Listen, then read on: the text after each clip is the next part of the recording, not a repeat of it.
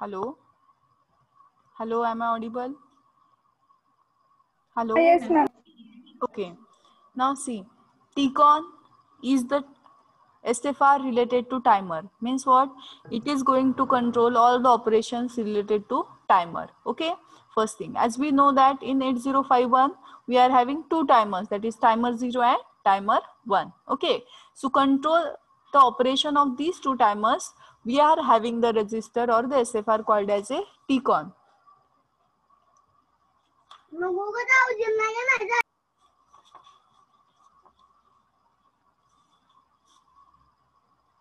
Now, as it is a 8-bit, each and every bit is related to the particular operation related to timer. Now see, along with timer, this is also used to control the interrupts, sometime for the interrupts. Now see, these upper 4 bits are related to the timer.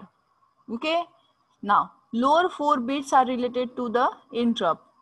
Okay see आता one by one आपण प्रत्येक बीटचं काय use आहे ते बघू. त्याच्या आधी address काय असतो SFR मेमरीमध्ये 88H reserve for the TCON.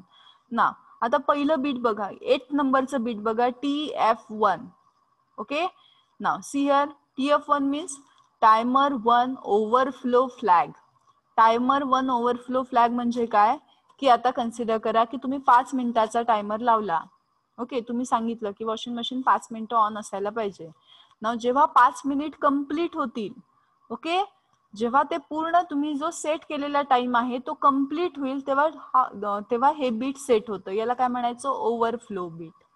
Okay मग जर तुम्ही टायमर 1 ला तुम्ही 5 मिनिट डिफाईन केले आणि टायमर 1 5 मिनिट कंप्लीट झाले टायमर 1 चे, त्या केसमध्ये हा ओव्हरफ्लो फ्लॅग जो आहे तो 1 ला सेट होणार.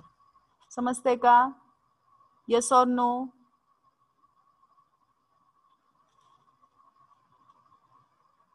Next, TR1. See, TR1 means timer 1 run control bit. What is mean by run control?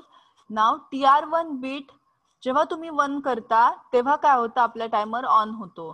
So see here, आता मी टायमर 1 यूज करतेय. मी काय केलं, टायमर 1 ला सेट केलं, कितीला 5 ला सेट केलं, म्हणजे 5 मिनिटला सेट केलं. कन्सिडर करा, आता तुम्हाला समजायसाठी 5 मिनिट ही सांगतेय. तिथं देताना आपण हेक्स व्हॅल्यू देतो.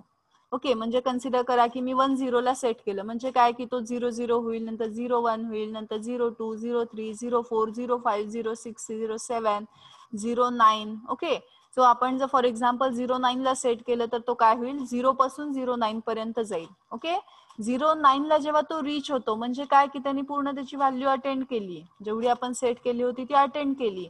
त्या केसमध्ये काय होतं, हे बीट म्हणजे ओव्हरफ्लो फ्लॅग बीट 1 होतं. कळतंय?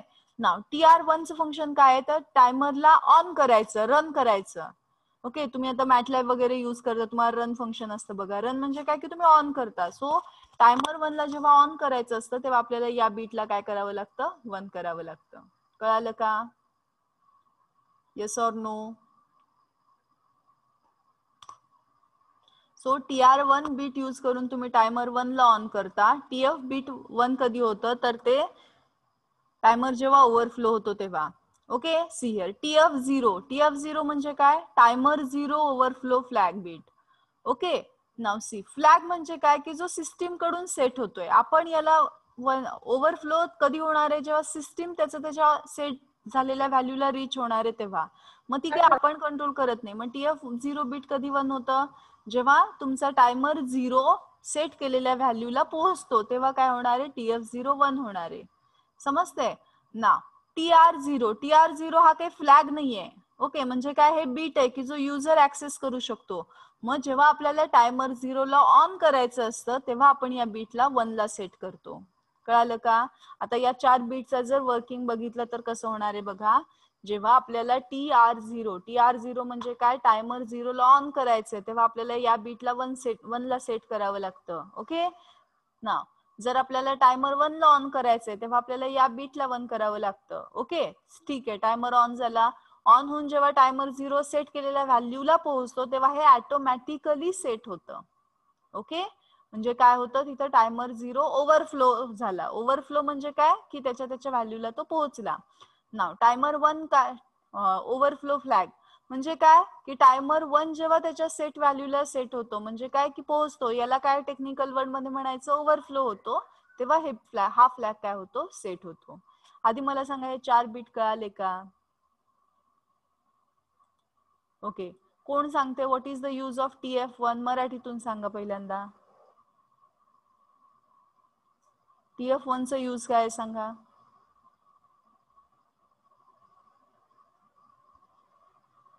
Neha, Poonam,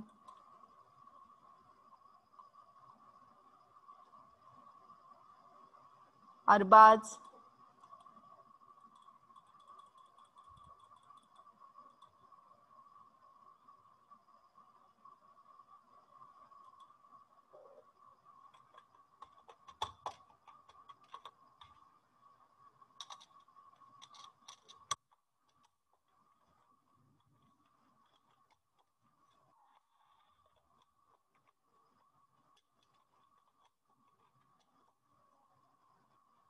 hello.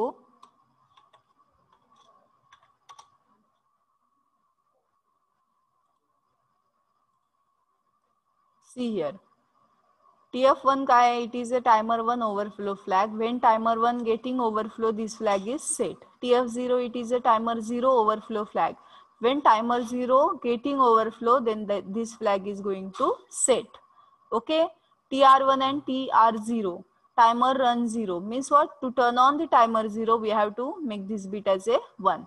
TR1, to turn on the timer 1, we have to make this bit as a 1. Now is it okay? Hello. Hello. Yes, ma'am. Okay, now who is going to tell me what is the use of TR0?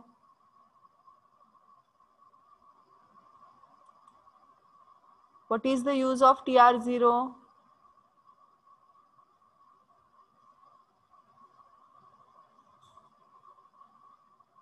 To turn on the timer 0. Okay, what is the use of TR1? To turn on the timer 1. What is the use of TF0?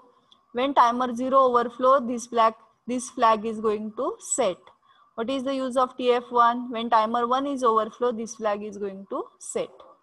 Okay, is it okay? Hello, is it okay? एक लक्षात घ्या, आता इथून पुढे तुम्हाला भरपूर practice करावी लागेल, कारण की ईच अँड एव्हरी बीट इथं वेगवेगळं आहे आणि फंक्शन वेगवेगळे आहेत.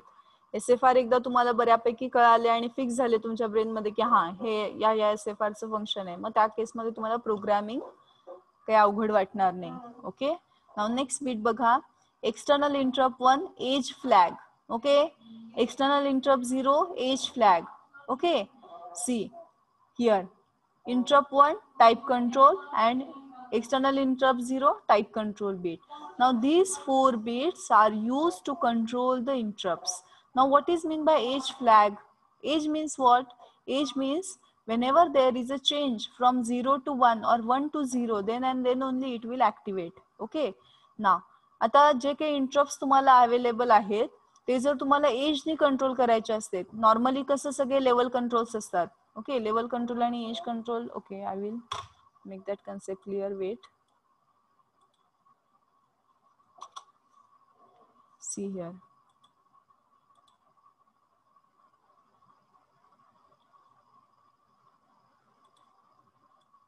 See, if we consider a simple pulse, okay, if we consider this as a pulse, okay, we are applying the clock frequency, means what? We are applying the train of pulses. Okay, now see what means we are activating means what? आपण set करतो किंवा on करतो म्हणजे काय की 1 देतो. Okay, जे active high signals असतात त्यांना काय 1 दिलं की ते ऍक्टिव्हेट होतात. ओके, जे ऍक्टिव्ह लो असतात त्यांना 0 दिलं की ऍक्टिव्हेट होतात. मग आता एज म्हणजे काय की जेव्हा तुमच्या इनपुट सिग्नल मध्ये 1 to 0 होत असतं किंवा 0 to 1 एखादा सिग्नल जात असतो तेव्हा ते ऑन होतात. समजते का? इथे वर्ड काय आलाय बघा इथे, edge flag. What is mean by edge flag? Edge flag means there is a transition from 1 to 0. ही झाली एज. ओके, ही झाली लेवल. या लेवलला वरची म्हणून मी याला लेवल हाय म्हणते किंवा लॉजिक 1 म्हणते. ही खालची लेवल आहे म्हणून याला मी लो लेवल किंवा लॉजिक 0 लेवल म्हणते. बट हे जी उभी लाईन आहे याला आपण काय म्हणतो, एज म्हणतो.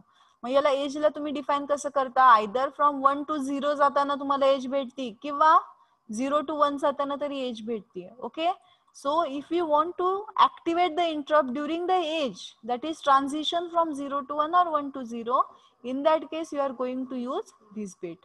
एक्झामला जेव्हा टिक-ऑन येतं तेव्हा तुम्हाला फक्त एवढी स्लाइडच एक्सप्लेन करायची आहे, तुम्हाला ते एज काय वगैरे एक्सप्लेन करायचं नाहीये. फक्त तुम्ही समजायला लक्षात घ्या की why there is a word edge. So external interrupt 1 edge flag, external interrupt 0 edge flag. Okay, जेव्हा जेव्हा तिथं लो टू 0 हाय किंवा हाय टू लो ट्रान्झिशन होईल तेव्हा हे फ्लॅग सेट होणार आहेत. कुणामध्ये, जेव्हा एक्सटर्नल इंटरप्ट्स मध्ये low to high transition, low to high किंवा हाय टू लो ट्रान्झिशन होतील तेव्हा I1 सेट होईल. एक्सटर्नल इंटरप्ट 0 मध्ये जेव्हा लो टू हाय किंवा हाय टू लो ट्रान्झिशन होतील तेव्हा हे सेट होईल. मग जर कॉन्स्टंट 1 असेल किंवा कॉन्स्टंट 0 असेल तर हे 0 0 असतील, त्या केसमध्ये हे सेट होणार नाहीत. आणि हे काय आहे, interrupt 1 type control, timer control आणि interrupt 0 type control bit. Okay, detail मध्ये आपण जेव्हा आपण एक्झॅक्टली त्याच्यावर प्रोग्रामिंग करू तेव्हा जास्त क्लिअर होणार आहे. ऍक्च्युली हे SFR तुम्हाला तिथं स्टडी करायचे आहेत की जेणेकरून स्टडी केलं की लगेच तुम्ही टायमरचे स्ट्रक्चर स्टडी करता.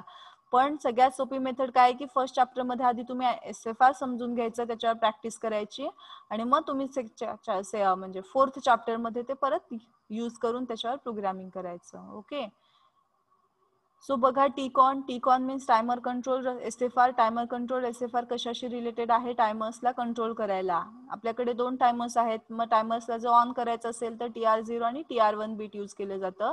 जेव्हा टायमर ऑन होतात आणि त्यांची म्हणजे सेट झालेल्या व्हॅल्यूला ते जातात हळूहळू इन्क्रीमेंट करून 0 to 1 1 to 2. मग जेव्हा ते हायेस्ट व्हॅल्यूला आपण जी व्हॅल्यू सेट केली आहे त्या व्हॅल्यूला जेव्हा टायमर्स येतात तेव्हा त्या केसमध्ये मग ते फ्लॅग जनरेट करतात. मग टायमर 1 मध्ये जर ओव्हरफ्लो होत असेल तर TF0 बीट 1 होणार. टायमर 1 मध्ये जर टायमर 0 मध्ये जर ओव्हरफ्लो होत असेल तर त्या केसमध्ये TF0 बीट 1 होणार आणि टायमर 1 मध्ये जर ओव्हरफ्लो होत असेल तर त्या केसमध्ये TF1 बीट जे आहे ते 1 होणार. ओके ना, जर आपल्याला एज कंट्रोलनी इंटरप्ट्स कंट्रोल करायचे असतील तर त्या केसमध्ये तुम्ही I1 आणि I0 फ्लॅग यूज करू शकता. एज म्हणजे काय की पूर्ण 1 ऍक्टिव्ह नसताना किंवा पूर्ण डिऍक्टिव्ह नसताना पण नाही, की ऍक्टिव्ह टू लो इनऍक्टिव्ह व्हायला लागलेत किंवा इनऍक्टिव्ह टू ऍक्टिव्ह व्हायला लागलेत, याला आपण एज म्हणतो. मग असं जर ट्रान्झॅक्शन होत असेल तर त्या केसमध्ये हे बीट 1 होतात. कळालं का? Yes or no? Yes or no?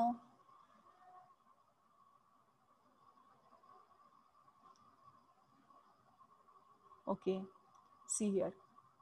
Next is a SBUF. SBUF म्हणजे सिरियल बफर आहे. सिरियल बफर हा SFR सिरियल कम्युनिकेशनशी, सिरियल कम्युनिकेशन जेव्हा आपण यूज करतो तेव्हा आपल्याला या SFR ची मदत घ्यावी लागते. मग आता आपण बघितलं काय की मायक्रो कंट्रोलर हे मेनली पॅरलल कम्युनिकेशन साठी यूज करतात. पॅरलल कम्युनिकेशन मध्ये तुमचं ऑपरेशन जास्त फास्ट होतं. मग पॅरलल मध्ये आपला मायक्रो कंट्रोलर किती बीट डेटा घेतो, तर 8 बीट डेटा घेतो. आता फॉर एक्झाम्पल तुमच्याकडे 100 बीट्स आहेत आणि त्या 100 बीट्सवर तुम्हाला ऑपरेट करायचंय. मग तुम्हाला एक एक बीट जर म्हणलं तर काय वेळ लागेल. ओके, मग आपण काय करतो की जाऊ दे, एका वेळेस एकाने न जाता थोड्या जणांनी जावा. मग आता जर आपला 8051 असेल तर तो काय करेल, एका वेळेस 8 जणांना घेईल आणि मग त्याच्यावर ऑपरेट करेल. ओके ना, सिरियल कम्युनिकेशन मध्ये कसं होतं, पहिल्यांदा पहिल्या बीटला, नंतर पहिल्या बीटचं पूर्ण ऑपरेशन झाल्यावर दुसरं बीट, ते झाल्यावर तिसरं बीट, असं ऑपरेशन्स होतात. पण काही काही असे सिस्टीम्स असतात की तिथे आपल्याला त्या टाईपची गरज असते. आता तुम्ही म्हणाल कुठे, तर आता दरवेळेस आपण तेच एक्झाम्पल बघतो की ते जेणेकरून तुम्हाला जास्त क्लिअर होईल की दर्शनाची बारी. दर्शनाच्या बारीला असं चांगलं आहे का की 10 जण एकाच वेळेला गेले तिथे दर्शनाला, नाही. मग त्या केसमध्ये आपण काय म्हणतो की 1 बाय 1 या तुम्ही. किंवा आता एखाद्या वेळेस बफे सिस्टीम असते जेवणामध्ये, 10-20 जण एकाच वेळेस तिथे गेले, मग त्याला तुम्ही चांगली सिस्टीम म्हणाल का, नाही. त्या केसमध्ये आपल्याला काय एक्सपेक्टेड असतं की 1 बाय 1 यावं. ओके, तसं सिस्टीम मध्ये सुद्धा आपण काही काही ऑपरेशन जे असतात ते सिरियल कम्युनिकेशननी कंट्रोल केले जातात. म्हणजे काय, आता समजा आपला रोलिंग डिस्प्ले आहे की ज्याच्यामध्ये आपल्याला स्वेरीचं नाव डिस्प्ले करायचंय.